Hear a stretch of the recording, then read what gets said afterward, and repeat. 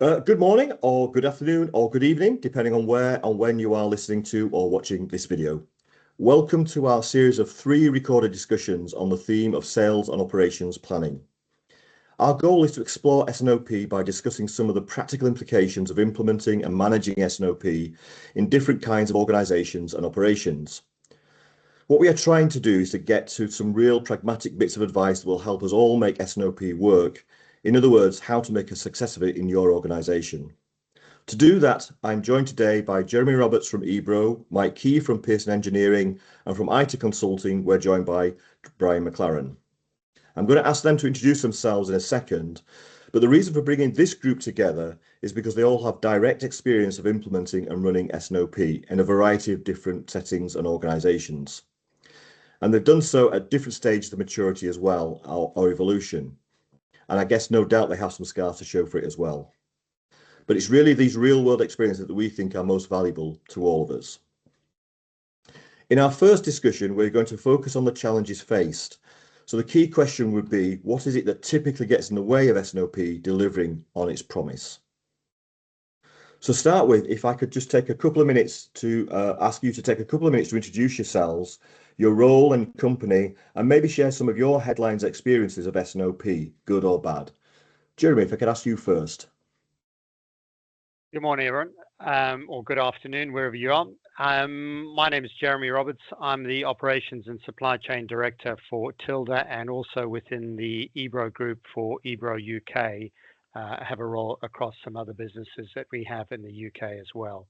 So my role has been working with Brian over a period of time to implement S&OP at Tilda, and that's the relationship that we have with Brian, and that's been a successful implementation for us.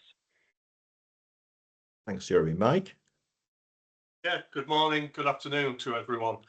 My name is Mike Key. I am the Chief Operating Officer here at Pearson Engineering Limited. Pearson Engineering Limited is a design and manufacturing company in the defence sector.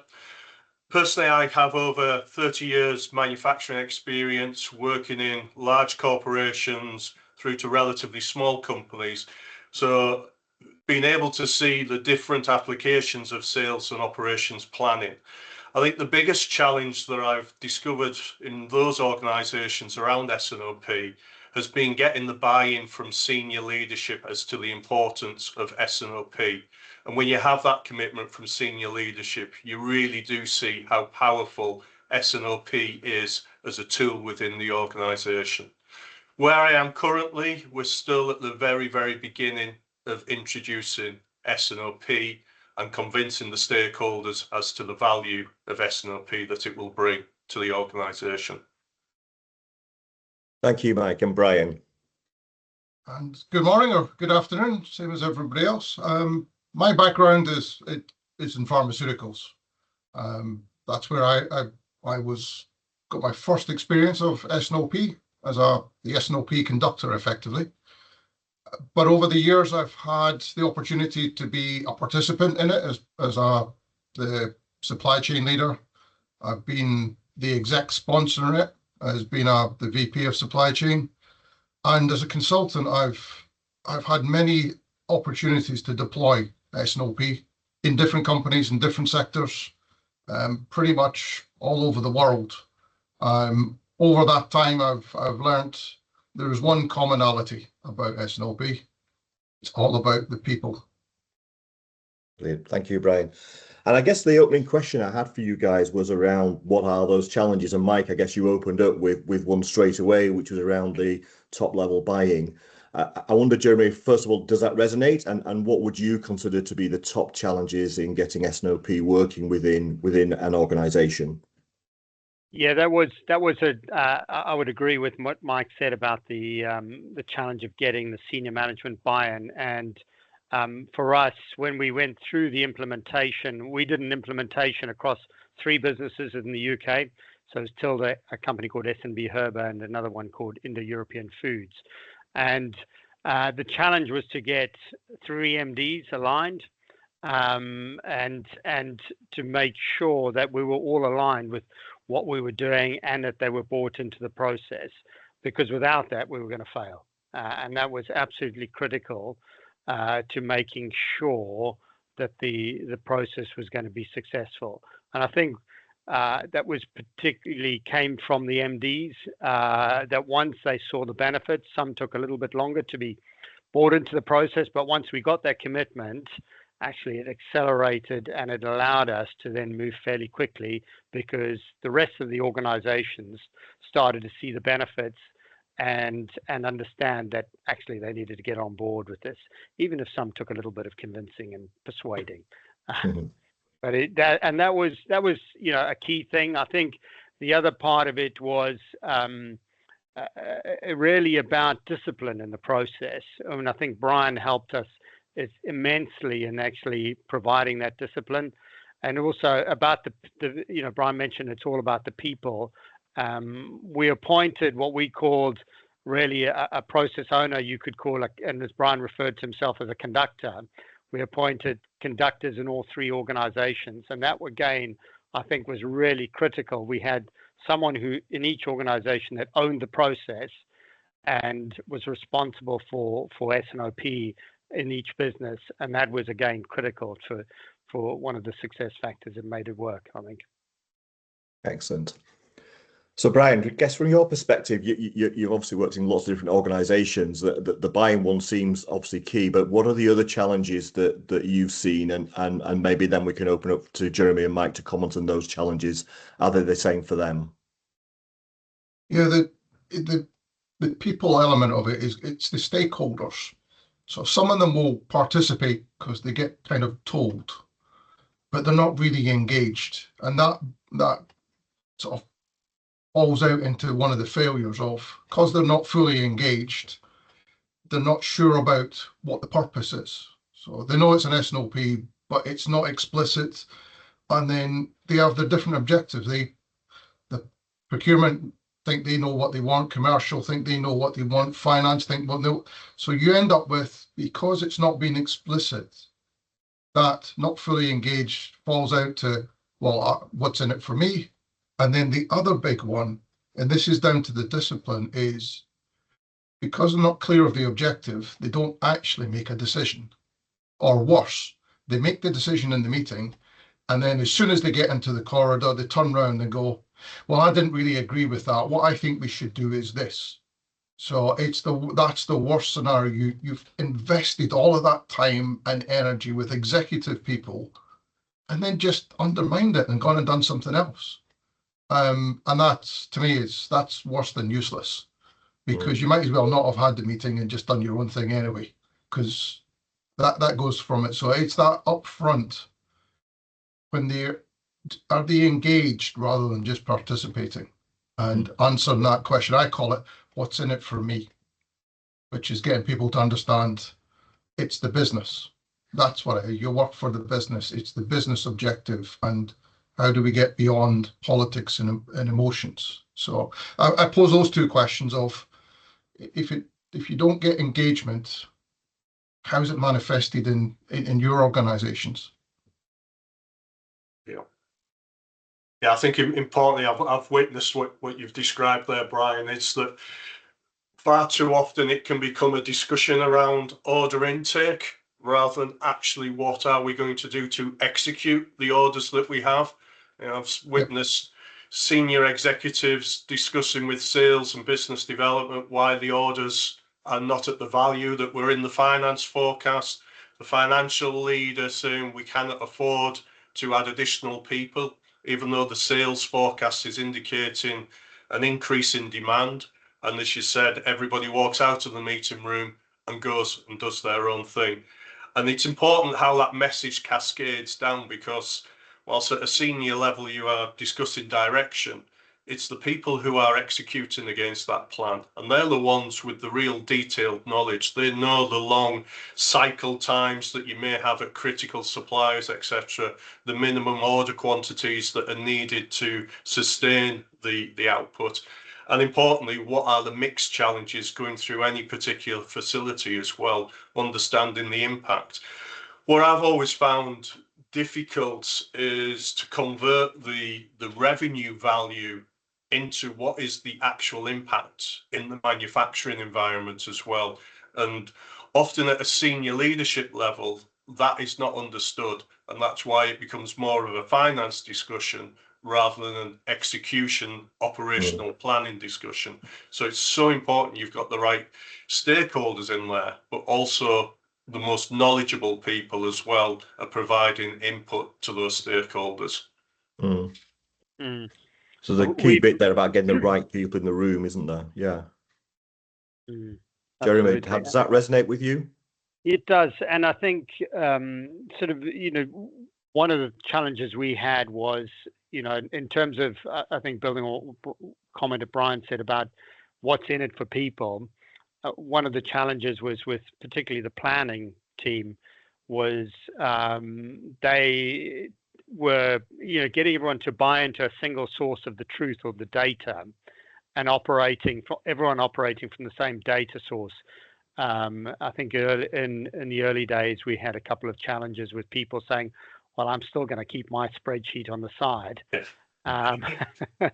because I think my data is better, or I know better than others, and getting everyone to buy into that. And that took a couple of cycles to break that down and make sure that everyone was bought into that. You know, and that has worked as people saw the benefit that we all sing from the same hymn sheet. We understand that, you know, all the data comes through and is used by everyone, as opposed to someone else still continuing their planning of activity based on their own interpretation of things. Was certainly a challenge. So that's been a key thing. I think the other bit we found is also just stopping ourselves getting dragged into, you know, looking at S&OP from the sort of, we've put a horizon of 24 months from the 3 to 24 month period.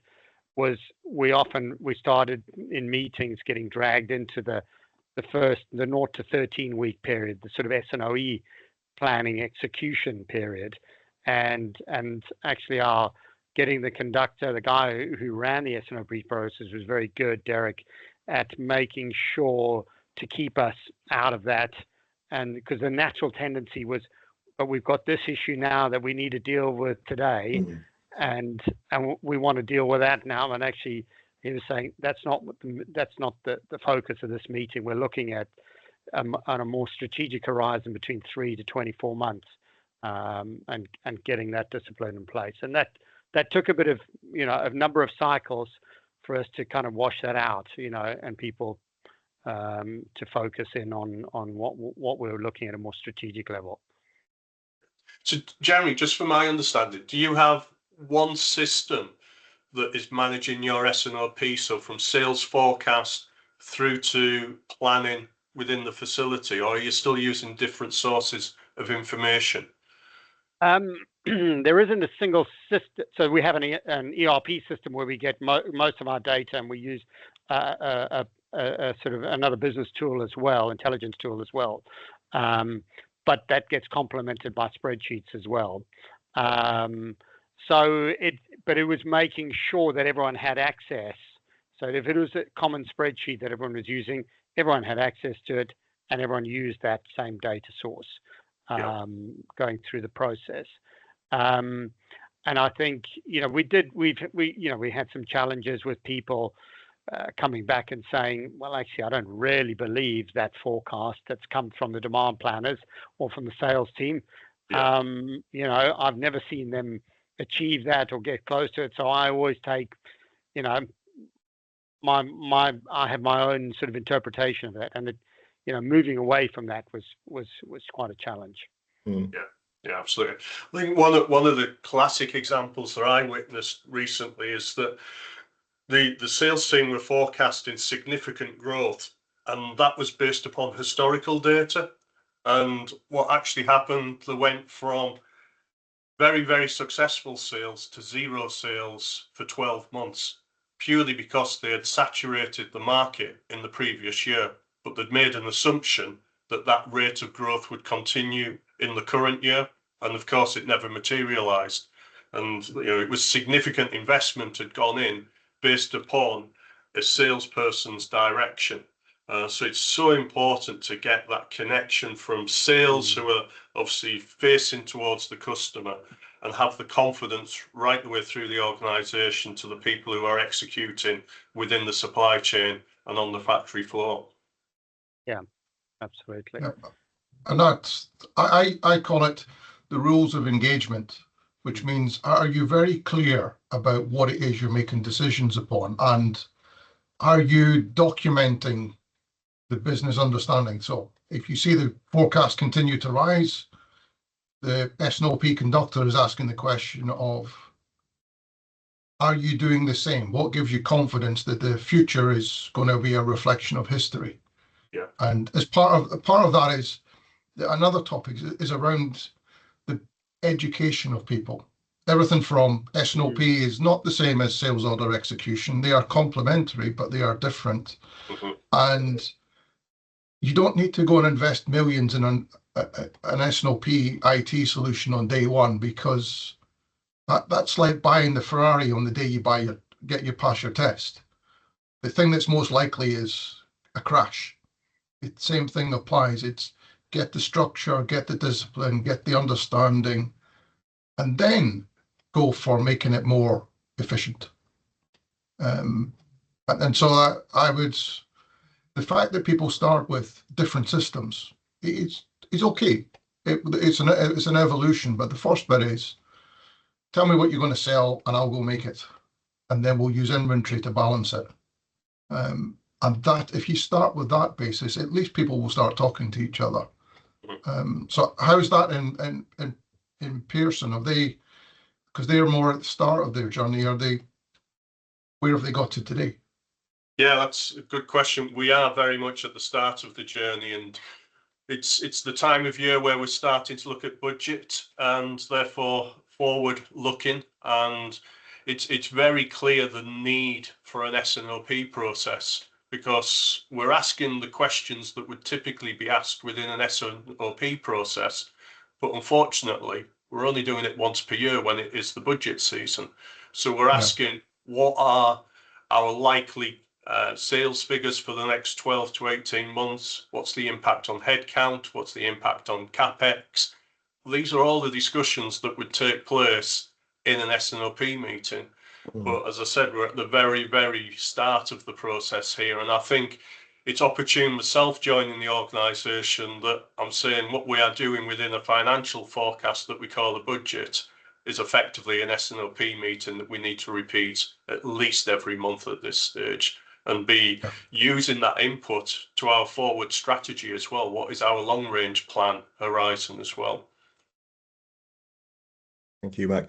And I just wanted to pick up on an earlier point that was made around an S&OP process that wasn't necessarily working, but one of the conclusions or one of the answers was actually to go through the cycle a few more times. So almost this idea of perseverance is really, really important.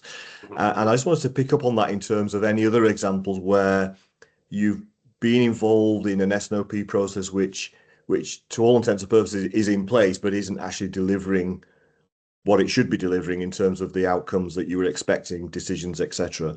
And in that context, what have you seen failing, and what have you done to rectify it? Yeah, if I can come in, I think in a previous organisation, the S&OP process was failing because of the accuracy of the data from the sales team, and we were using revenue and then converting revenue into assembly hours on the shop floor, which is one way of tackling S&OP. At least it's giving you some indication, but what it's not telling you is the mix of products. So by persevering, what we were able to do is show to the sales team, if they could give more intelligence into the typical mix of products that they were likely to be selling, then we could get to that next level of detail.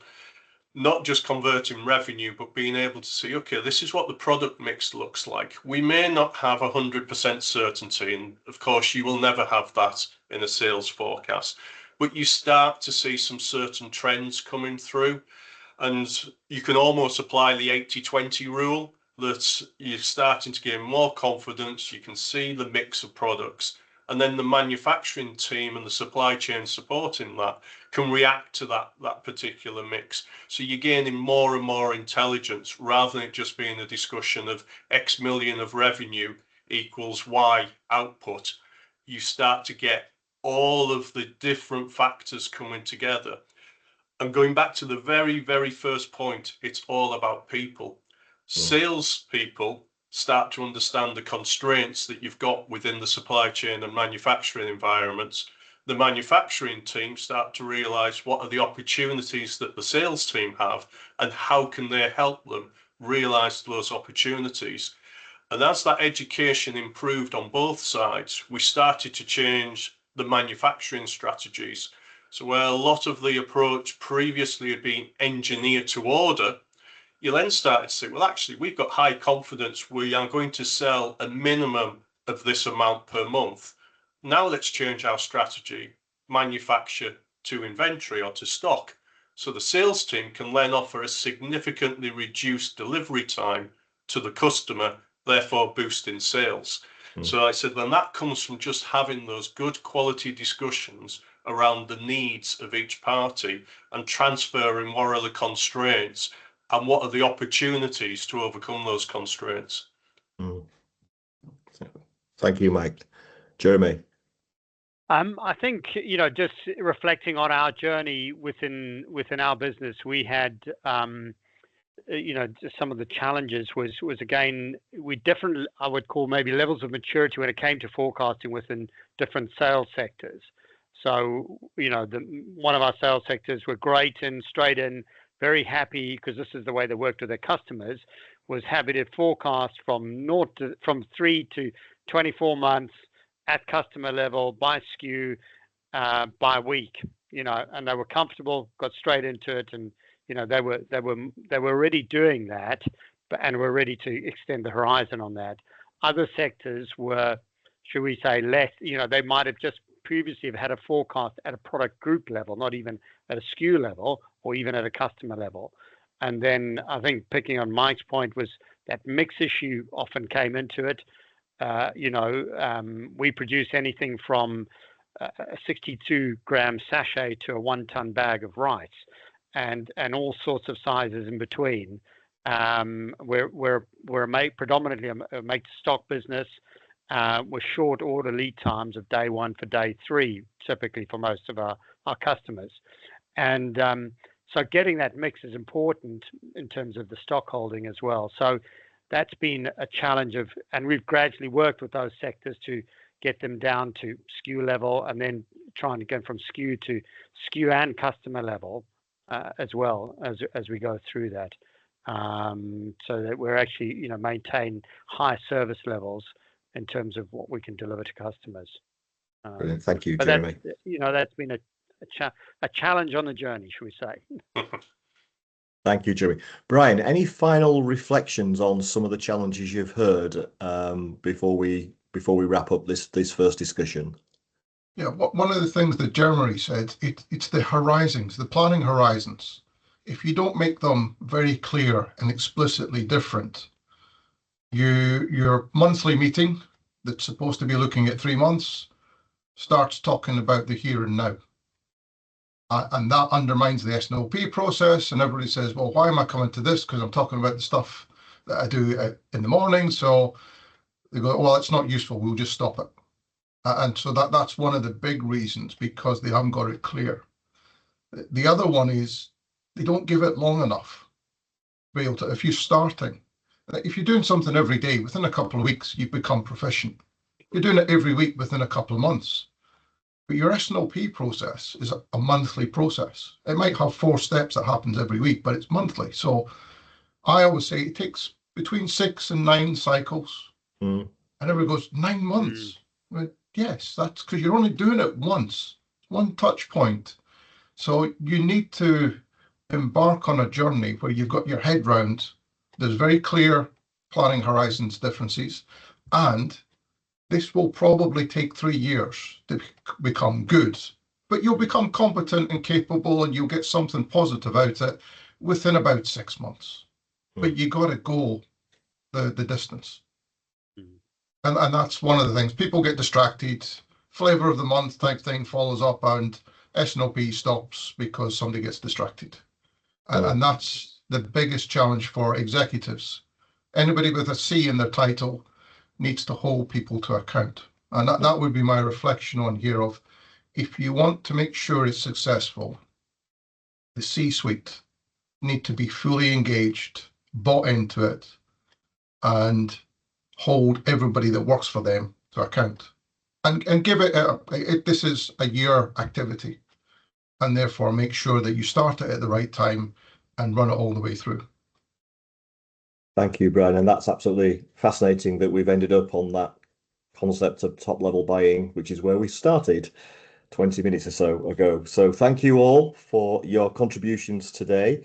I guess I've been struck by how much of the conversation I've been listening in on has been focused on questions that are related much more to people and culture and behaviours and discipline, and not really too much on the actual process or even the technology that sometimes we are asked to use in these environments. So that's been a really interesting reflection.